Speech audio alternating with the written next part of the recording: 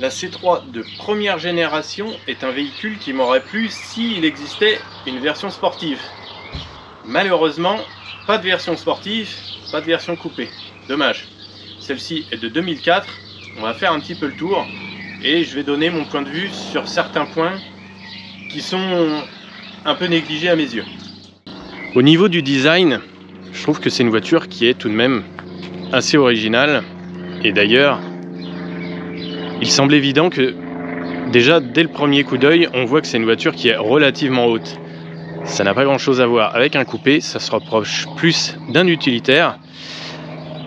Au niveau longueur, 3,85 m. Alors 3,85 m, ça reste une citadine assez compacte, voire même très compacte. À l'époque, il nous avait vendu ça un petit peu comme une nouvelle de chevaux. Bon, plutôt dans sa configuration décapotable. C3 pluriel, qui tout compte fait ne ressemblait pas vraiment à la version citadine.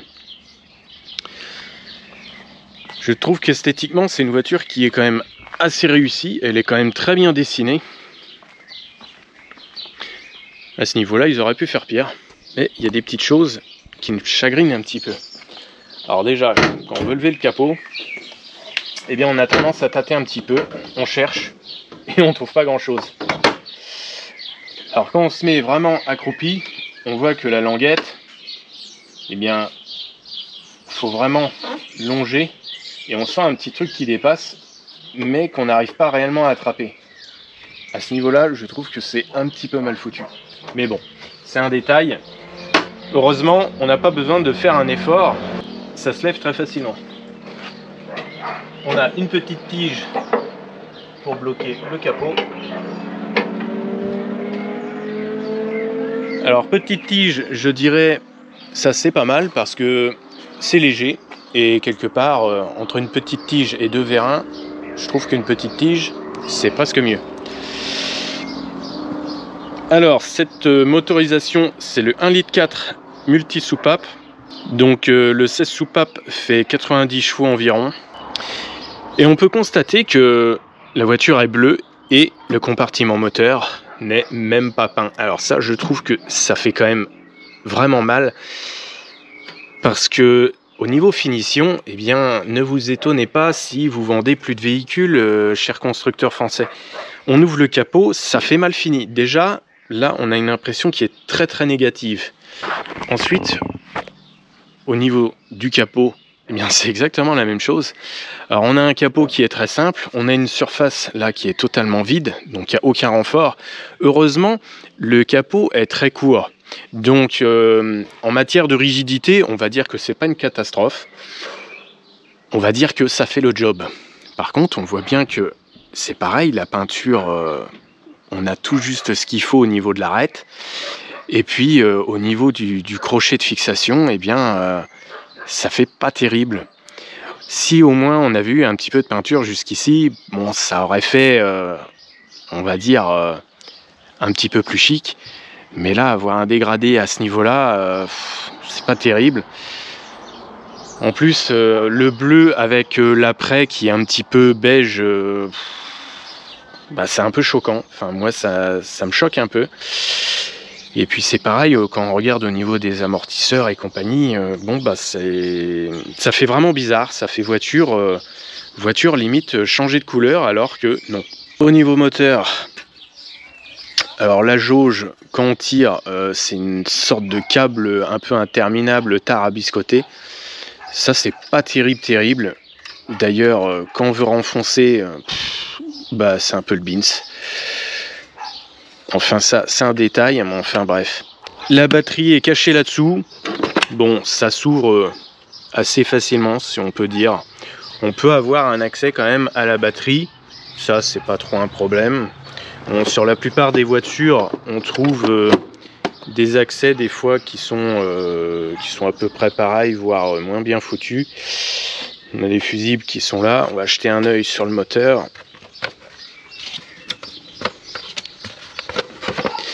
Alors, il y a eu quand même quelques moteurs sur les C3, il y a eu du 1,4 litre 8 soupapes, il y a eu du HDI, deux HDI d'ailleurs, Et la version la plus puissante, c'était un 1,6 litre multi-soupape. Donc c'était le 1,6 litre 16V, quand même très répandu, puisqu'on le retrouvait sur la 206 cc, 307 aussi. Moteur franchement insipide, pas très intéressant, pas palpitant du tout. Alors sur C3 qui pèse un peu plus d'1 tonne, on va dire que ça faisait le job. C'était dynamique, mais malheureusement pas très sportif. Quand on a une voiture qui fait près de 1100 kg, on peut pas dire que ça en fasse une bombe. Alors, particularité de cette voiture, elle est équipée de la boîte SensoDrive. Alors, c'est une boîte automatique avec des palettes au volant. On peut choisir un mode manuel et on va voir qu'il y a des petites choses qui diffèrent d'une version, on va dire, standard. Alors comme c'est une version entre guillemets puissante, puisque c'est presque les plus puissantes, même si les HDI aussi étaient relativement puissantes si on veut dire, eh bien cette voiture est chaussée donc assez bien, puisque on a du 185/60 en 15 pouces. Alors 185/60, c'est pas vraiment une monte sport, mais c'est la même monte que l'on trouvait sur la version 110 chevaux et on n'aura pas mieux.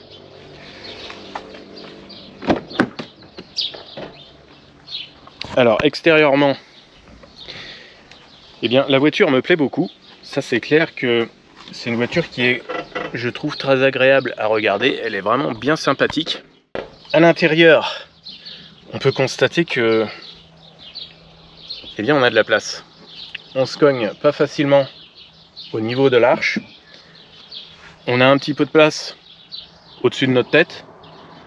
Donc, c'est assez spacieux, évidemment. La voiture fait environ 1,52 m de hauteur. Alors c'est une voiture qui a une allure très rondouillarde, mais à l'intérieur, on va dire que c'est assez spacieux. On ne peut pas dire que ça soit d'une beauté exceptionnelle. Ça reste une voiture, on va dire, pas chère. Au niveau de la planche de bord, on trouve un plastique assez sympathique, mais malheureusement très dur. En dessous, on trouve un plastique un petit peu ressemblant, mais avec des petits picots, un peu bizarres. Et celui-ci fait déjà un peu plus cheap. Ça fait un petit peu moins haut de gamme. Toujours assez dur. Malheureusement, tous les plastiques sont durs, ou presque. Donc la casquette du tableau de bord rappelle un petit peu la ligne de la voiture. Donc vraiment très arrondi en demi-lune. Les aérateurs, c'est un petit peu dans le même esprit. Aérateur assez sympathique, je trouve, à manipuler.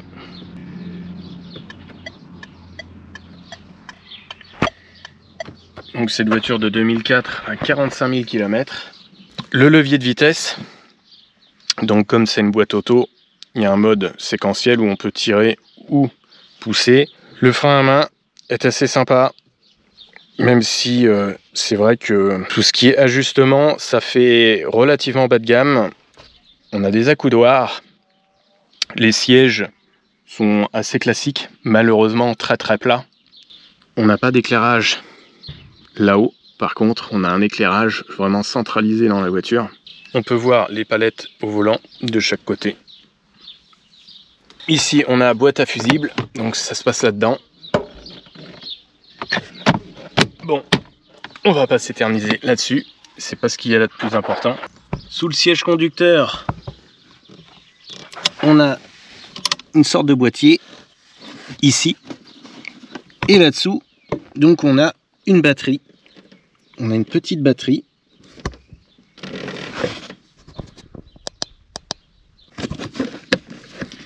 Voilà, avec un peu de lumière, on y voit un peu plus. Donc on a une petite batterie qui ressemble à peu près à une batterie de tondeuse. Plus petit qu'une batterie de scooter. Et donc cette deuxième batterie sert pour le système Start and Stop, car cette voiture est équipée d'un système Start and Stop. qui coupe le moteur à chaque fois qu'on arrête le véhicule, donc feu rouge, stop, embouteillage, bref. Ça peut être intéressant pour faire de la ville et quand on a tendance à s'arrêter assez souvent. Au niveau des garnitures de porte, alors moi je trouve que c'est un côté franchement utilitaire avec le rétroviseur perché ici, on va dire que c'est pas très joli. Extérieurement ça ne choque pas, par contre quand on est à l'intérieur de la voiture, ça fait quand même un petit peu utilitaire. La poignée de porte chromée, alors ça c'est assez sympa, même au niveau du design. On a juste une toute petite partie ici, on a une espèce de nylon. C'est un tissu un peu nylon au niveau aspect. Cette poignée de porte fait aussi accoudoir. Alors c'est bien et à la fois c'est pas terrible parce que c'est pas assez grand. Et quand on recule le siège au maximum, on va dire que ça va. On voit bien que quand on est bien reculé, ça va. Par contre, si on recule pas vraiment le siège, eh bien on a le bras qui avance. Et là, on va dire qu'on est dans le vide.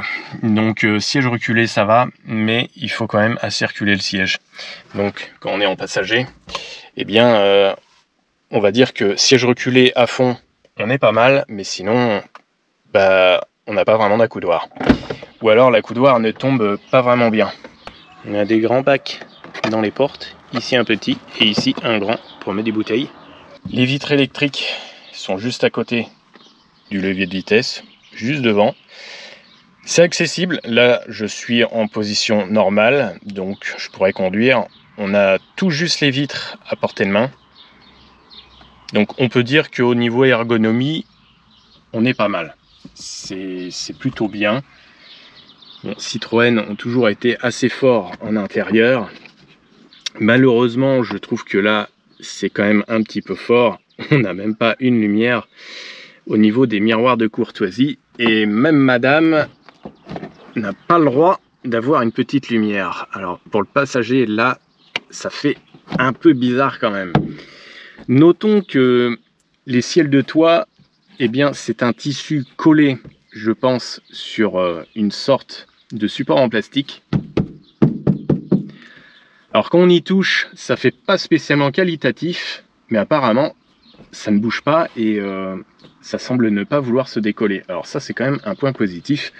La voiture a une vingtaine d'années et a priori ça ne bouge pas. Alors ça c'est quand même un point positif qu'il faut tout de même préciser.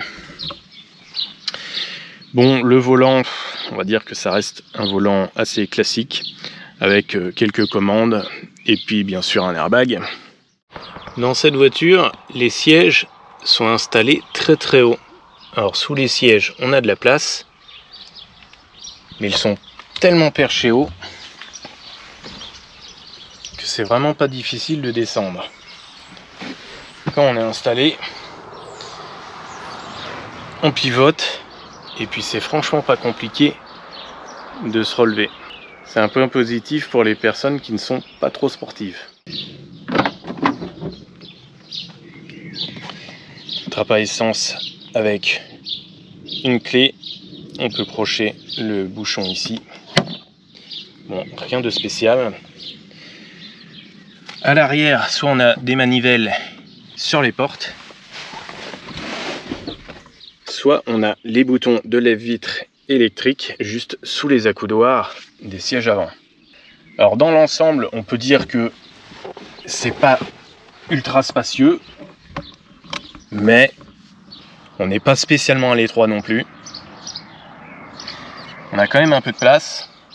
Là-haut, qu'est-ce que ça donne? Eh bien, on est quand même très bien. C'est pas un coupé, hein. Et ouais, on a 5 portes. Ça a beau être une citadine, mais c'est quand même très spacieux. À l'arrière, on a quand même vraiment de la place. Je dis pas que on va être très très bien à 5 parce que on va dire qu'on va être un peu serré, mais 4 adultes, c'est pas un problème.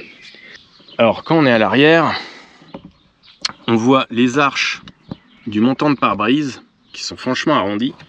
Et là, on voit bien le design du véhicule. Design qu'on ne retrouve pas à l'arrière quand on regarde au niveau des custodes.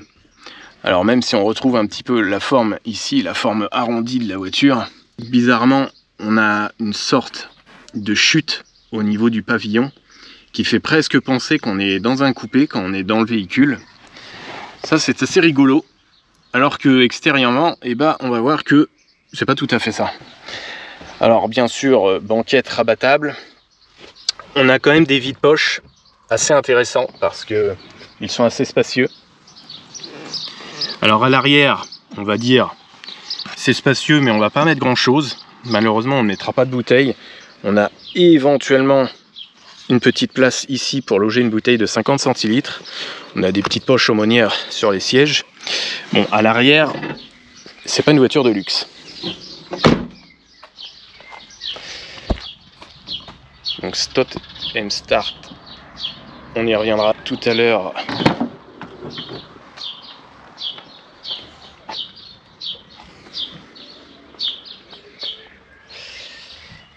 Alors ce que j'aime pas, même s'il y en a qui vont me dire que je suis quand même difficile, eh bien c'est ça.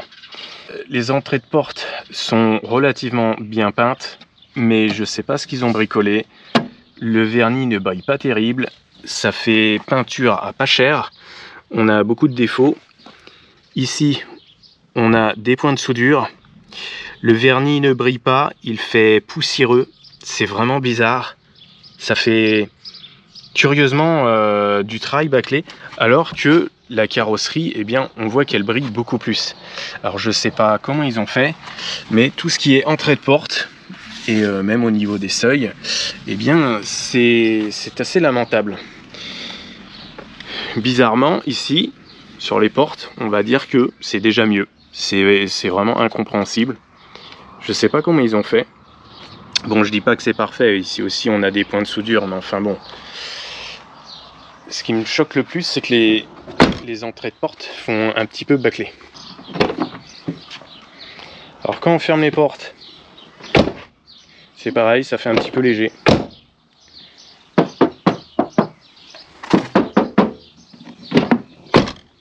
Je pense que le pire, c'est peut-être à l'arrière.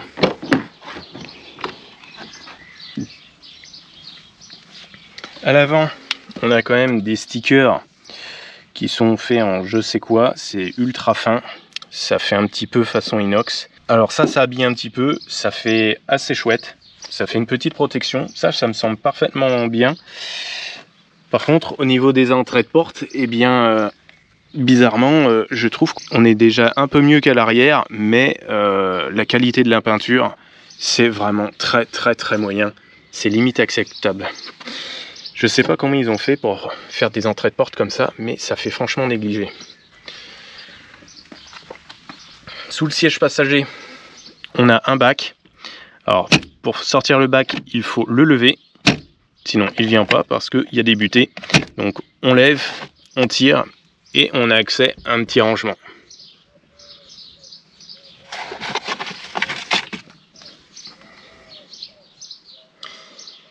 Notice.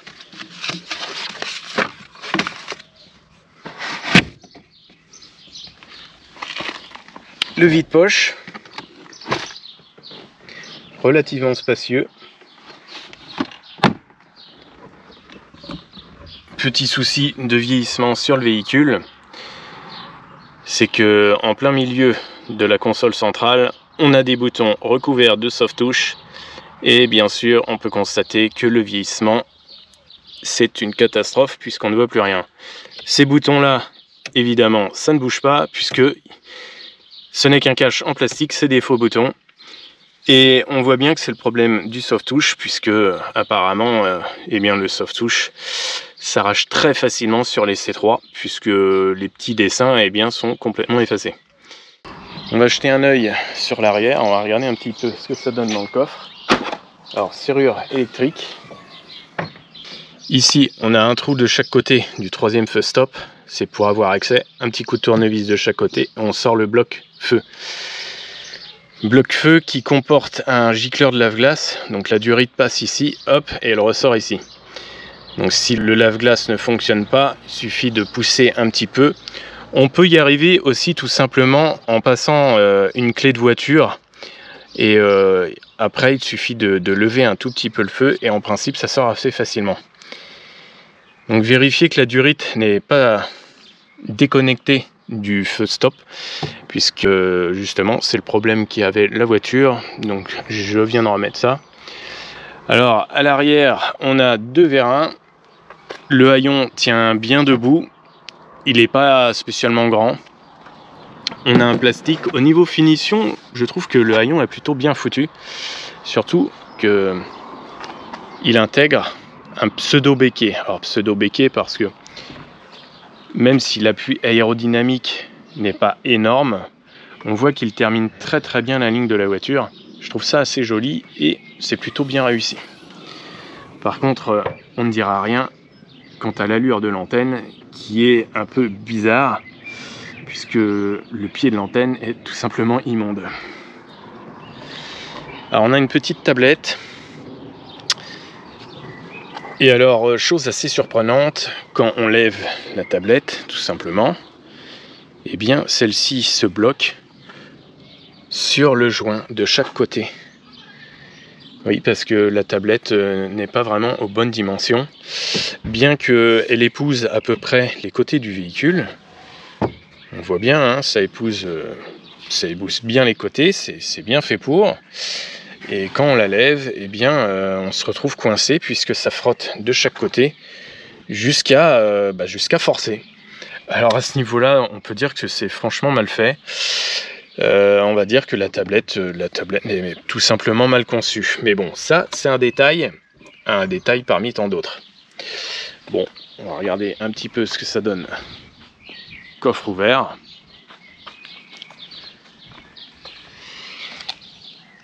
Ici, on a un petit trou. Et en cas de problème avec la serrure électrique, il suffit de passer un tournevis. Et en principe, à l'aide de ce petit trou, on peut ouvrir le coffre de l'intérieur, mais on peut ouvrir quand même. Sachant que les banquettes sont rabattables, eh bien, c'est pas un problème.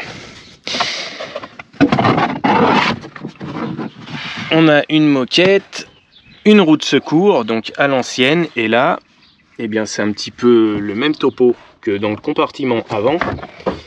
C'est que la voiture est restée en après. Bizarrement, la couleur n'est pas vraiment identique. C'est à moitié beige, à moitié gris.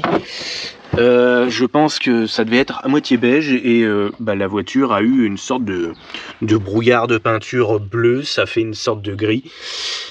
Ça, c'est pareil. Ça fait pas très qualitatif, hein, quelque part. Donc on a une roue de secours en 175, 65, 14.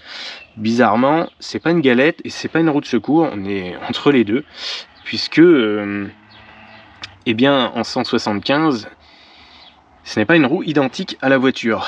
Mais bon, on va dire que on peut rouler à peu près normalement, j'imagine, avec cette roue.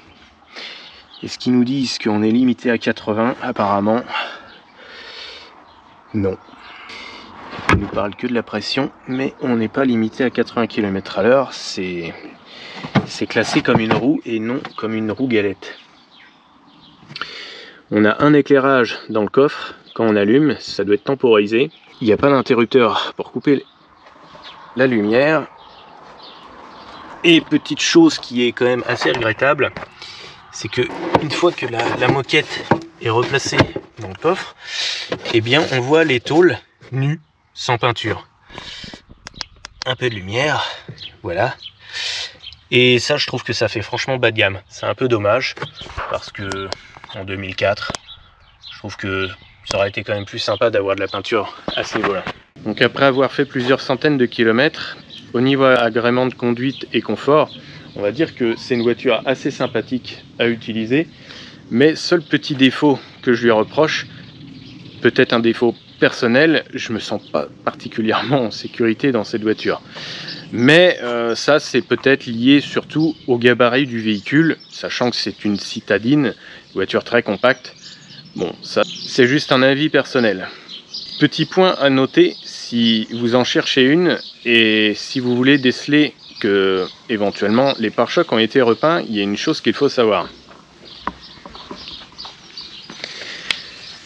À l'avant, donc toutes les bandes de protection qui sont peintes, malheureusement, parce que du coup, c'est plus tout à fait des bandes de protection puisqu'elles sont aussi peintes. Eh bien, c'est du plastique granuleux. On retrouve ces plastiques granuleux sur les portes. À l'avant, on retrouve le même plastique sur les portes. Donc c'est toujours granuleux. Pas facile à voir. Et on retrouve ces bandes aussi à l'arrière. Et en regardant de près, si on voit que le plastique n'est plus granuleux, c'est que les éléments ont été repeints.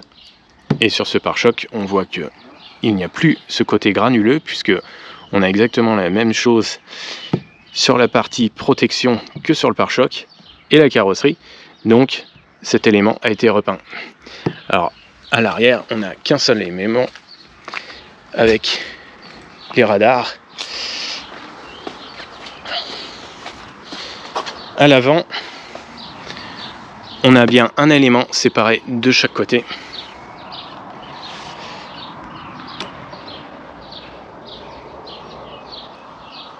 Si la GoPro veut bien prendre en détail le côté granuleux, mais c'est pas évident à prendre. Mais on voit bien qu'il y a une différence entre le pare-choc et les protections. Enfin, protection qui protège plus, mais protection tampon quand même.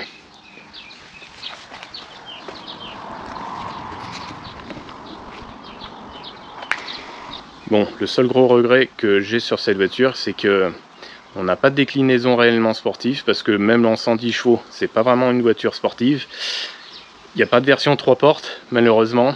Il faut se tourner vers la version plurielle. Donc 3 portes ou plutôt cabriolet un peu bizarre.